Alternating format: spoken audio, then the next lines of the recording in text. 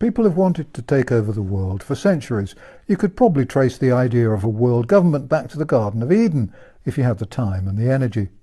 But in practical terms, I think the evil plan for a global reset, a new normal, can really be traced back to 1909, when it was first suggested that it was far easier to control people if you have a good, long war going on.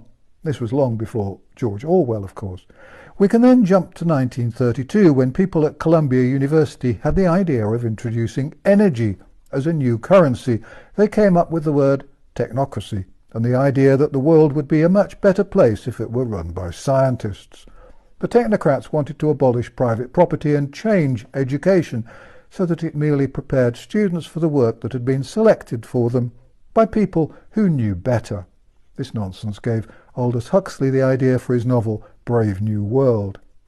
And then we jump to 1961, when a bunch of Kennedy administrator insiders, most of them Bilderbergers, unearthed the old idea of using war to keep the people under control. After much thought, however, they created a twist on that idea. They thought it would be a damn good wheeze to create massive worldwide pollution and then blame the citizens of the world for the mess and make them clear it up. If you're beginning to get the idea you know where this is going, you're right, you do.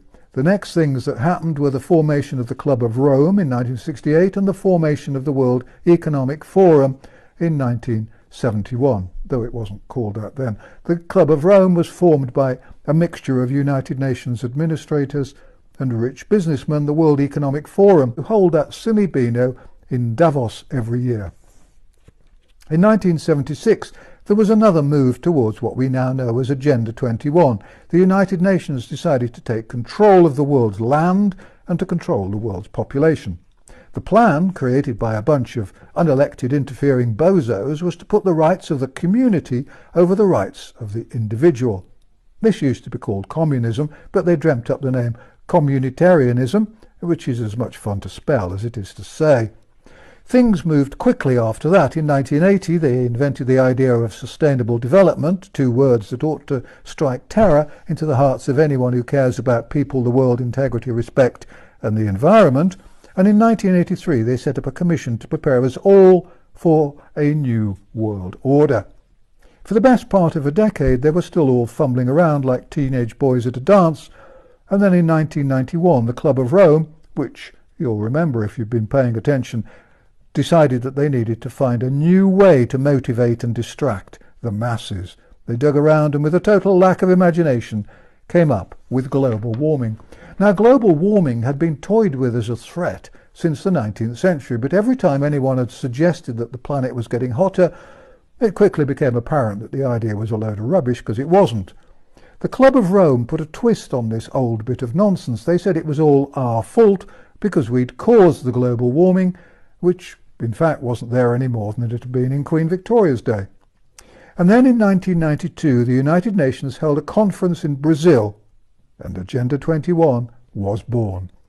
This was the real start of communitarianism and the beginning of the end of individualism. Before you could say Tony Blair or Bill Clinton or even Al Gore in a DVD which would get 3 out of 10 for accuracy, the world was set to change. Loads of big hitters came in at this point. Prince Charles, son of Queen Elizabeth and famous mostly for having large ears and talking to plants, was one of those who saw this as a quick way to become terribly important and a world-class hypocrite. Charles spent most of the following decades flying around the world in private aeroplanes, telling people that they mustn't fly around the world in aeroplanes. It was clear that there was a ton of money to be made out of carbon trading, a completely nonsensical piece of chicanery which changed absolutely nothing except the size of the bank balances of the people running the carbon trading scam. They planned to dumb down education, close all small companies, empty rural areas, force people to live in tower blocks in smart cities, and shut down farms. Food would be grown in laboratories which would, in due course, end up being owned by people like Bill Gates. It was also agreed that it was necessary to force the simple-minded citizens to learn how to take orders and to become compliant slaves. And so recycling was invented. It didn't matter that all the freshly washed yogurt cartons ended up being transported to countries thousands of miles away to be burnt or buried. The recycling wasn't the point. This was all about compliance. In America, the events of 9/11 enabled the US to create some wonderfully oppressive new laws, and bits and pieces of terrorism around the world helped other countries do the same. The threat of weapons of mass destruction enabled politicians to take away whatever privacy and freedom we had left, and diseases were used as threats too. AIDS and all those funny influenzas were such a threat that we all had to change our lives and accept orders from those who decided they were our betters. Regionalization was brought in as a first step towards globalization, and lovely, well-built 19th century houses were knocked down because they didn't fit into 21st century building regulations. The big, well-built old houses were replaced with crappy apartment buildings and tacky little houses made out of cardboard, which did satisfy the building regulations. Cars were targeted as being bad for the environment, and we were all told that we had to stop using fossil fuels and start living on sunshine and wind. Since neither of these provided enough electricity to give everyone a lit light bulb, government started chopping down trees, chopping them up, calling the result biomass, and burning it. Anyone objecting to what was clearly the beginnings of a huge scam was dismissed as a conspiracy theorist and publicly shamed and demonizing. Rural living was made damn near impossible by letting roads go to ruin, by ruining water supplies, and by introducing wild animals into country areas. The banks decided they'd get rid of cash and replace it with a digital system. Billionaires worked out ways to change the temperature, control the weather, and force us to eat laboratory-made food. Psychologists were hired to brainwash us all. The police were pushed into demonizing themselves as well as us. ID cards and microchips were promoted as a really good thing, and there was much talk of the need to depopulate the world. And that all took us up to the start of 2020.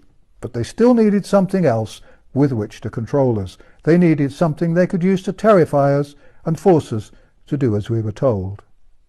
You can fill in the rest yourself.